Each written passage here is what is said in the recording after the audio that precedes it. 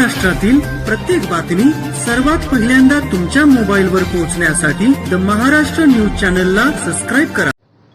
आज या ठिकाणी पुरंदर तालुक्यामध्ये सर्व संविधानावर प्रेम करणारे विविध सामाजिक संघटनेचे पदाधिकारी कार्यकर्ते आणि संविधानाला मान देणारे राजकीय पक्ष या सर्वांच्या वतीनं या ठिकाणी जे देशाचे सर्वोच्च पद आहे न्यायालय, त्या सर्वोच्च न्यायालयाचे न्यायाधीश भूषण गवई साहेब यांच्यावर जो राकेश नावाच्या मनुवादी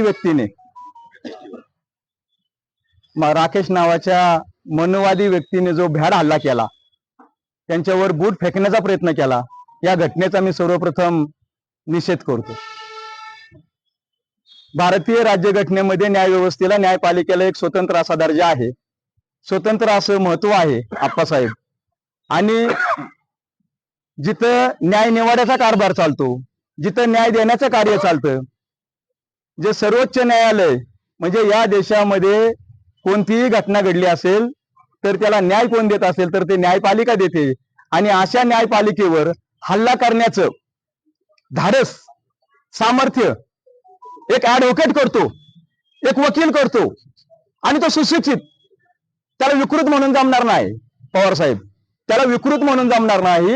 हा मनुवादी विचारसरणीचा माणूस, या माणसाच्या पाठीमाग 110% कुठली तरी शक्ती लपलेली आहे की ज्या शक्तीला संविधान नकोय, ज्या शक्तीला हा देश जो संविधानावर 6742 जाती दादा गुन्ह्या गोविंदाने संविधानाच्या माध्यमातून एकत्र नांदत आहेत, समतेच्या माध्यमातून एकत्र नांदत आहेत, त्यांना हे संविधान नकोय मनुवादी वृत्तीला।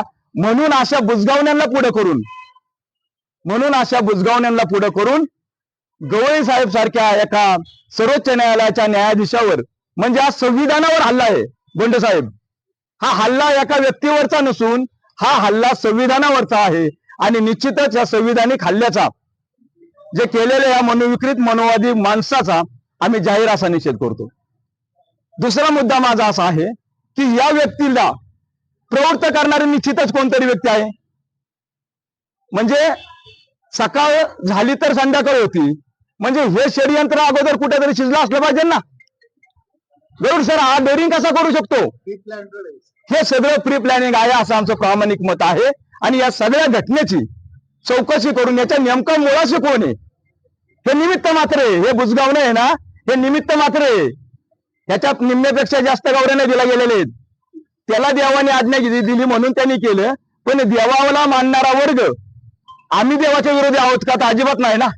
पण हा देश जर संविधानावर चालत असेल तर संविधान हाच आमचा ग्रंथ आहे।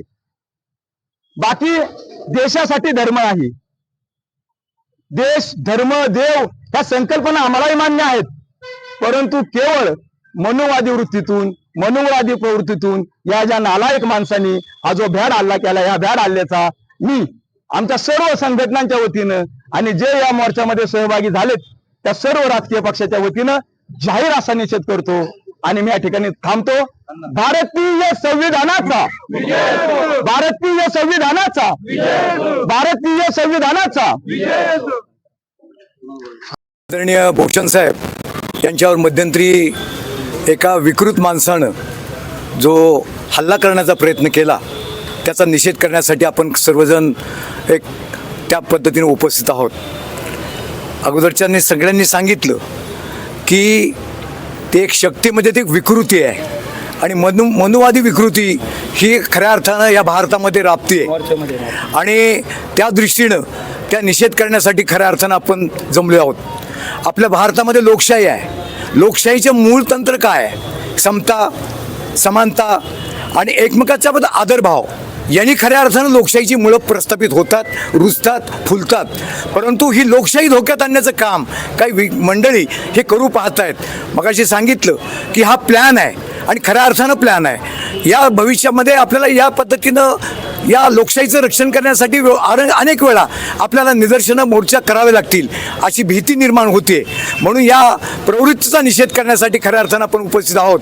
मला असं म्हणायचं आहे की त्या वकिलाचा फक्त सनद रद्द करून चालणार नाही, तर त्याच्यावर देशद्रोहाचा गुन्हा नोंदवावा एवढी मागणी या निमित्तानं करतो।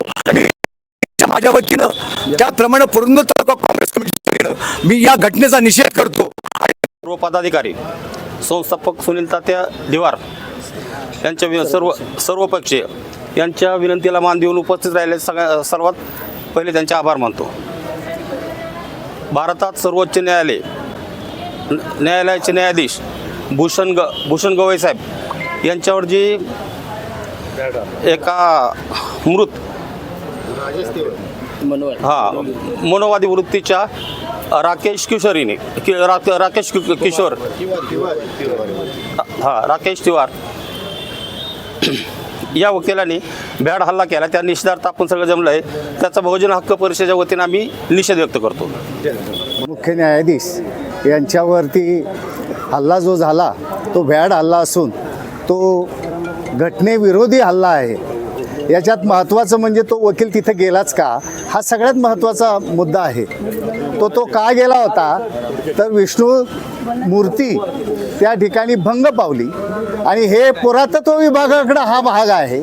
त्यांनी खरं तर कोणाशी भांडायला पाहिजे होतं, शासनाशी भांडायला पाहिजे होतं, परंतु कारण नसताना विनाकारण हा माणूस कोर्टामध्ये गेला आणि त्या ठिकाणी गवईंनी सांगितलं त्याला की बाबा हा वाद तुमचा शासनाशी आहे, त्यांच्याशी आहे, त्या मूर्तीबद्दल जो काही निर्णय घ्यायचा आहे तो पुरातत्व विभाग घेईल, हा आमच्याकडे तुम्ही का आला.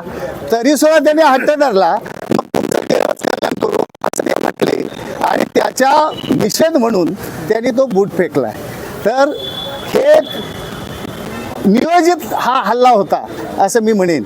हे मनोवादी विकृतीचे लोक आहेत, त्यांनी अनेकांना खून वगैरे केलेत, पानसरे असतील, कलबुर्गी असतील, या सगळ्यांचे खून वगैरे यांनी हे केलेले आहेत आणि हा संविधानावर हा दुसरा हल्ला आहे.